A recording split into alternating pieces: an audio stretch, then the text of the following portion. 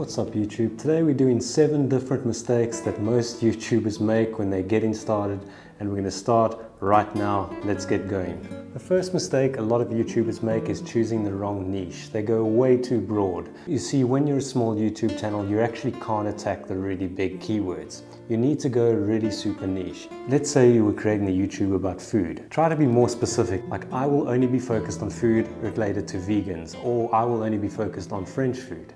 These are the important questions you need to ask yourself before you get started. It's really important that you attack the long tail keywords on YouTube. If you start getting more subscribers, you'll rank higher for different keywords, especially the more competitive ones. Tip number 2, starting too late. You need to tell people what they're going to get within the first 15 seconds of watching your video. You can also use some B-roll in the beginning of your video to actually illustrate what you're talking about. The topic you discuss in the first 15 seconds of your video should match your title 100%. Do not deviate from doing anything else.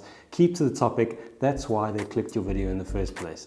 Mistake number 3 is staying in the same location for too long. Try and move around, go into your garden, do some different things, change your background every now and then. It helps people stay visually engaged. Remember, it takes the human brain like 5 or 10 seconds to work out an entire scene and figure out all the different geometries before they start getting bored. It's important that your audience retention stays above 50% if you can.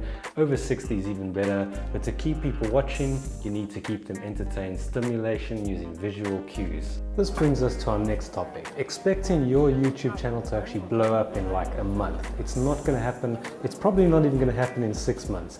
If you're lucky, you might get a viral video, but those are few and far between. But most people on YouTube will have to upload like 100 or even 150 videos before they even get to 1,000 subscribers. This means you've got to put the work in. If you don't want to actually dedicate your weekends and your spare time to doing YouTube, then maybe this isn't for you. Can you actually spend weeknights after work coming home and doing YouTube videos, dedicating yourself to this for many years? If the answer is maybe you should consider something else. Next mistake is having poor sound quality. This is a channel killer. When most people start the channel, they're more concerned about what camera they're using, what aperture they have, and blah, blah, blah. But actually, sound is just as important as picture. It's one thing to have a good quality camera. It's another thing to have poor sound. I'll give you an example. A few months ago, I did a video at the beach and there was some really bad background noise coming on. What's up, YouTube?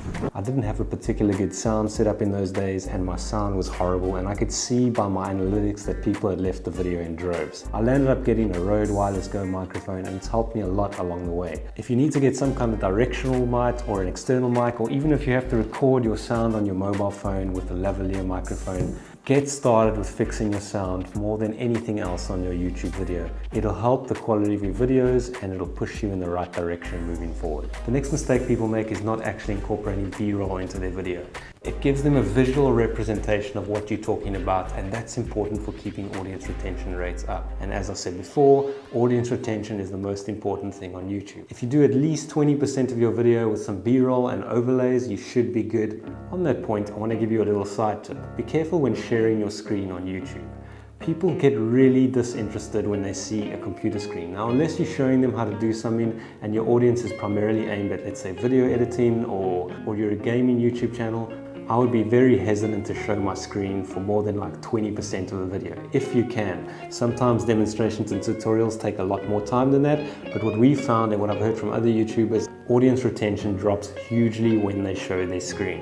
What's your experience on YouTube? What's your channel numbers? How fast are you growing? Are you finding that you're in a slump? Let me know in the comments. Maybe I can help answer some questions for you if I know the answers to those questions. But everyone's on a journey. If you put the work in YouTube, you should get rewarded. It might take you a few years, but dedicate yourself, work hard, and people will eventually respond to your content. You don't even need to ask them to subscribe, they just will subscribe. Just like you're going to do right now. Right? See you again next time.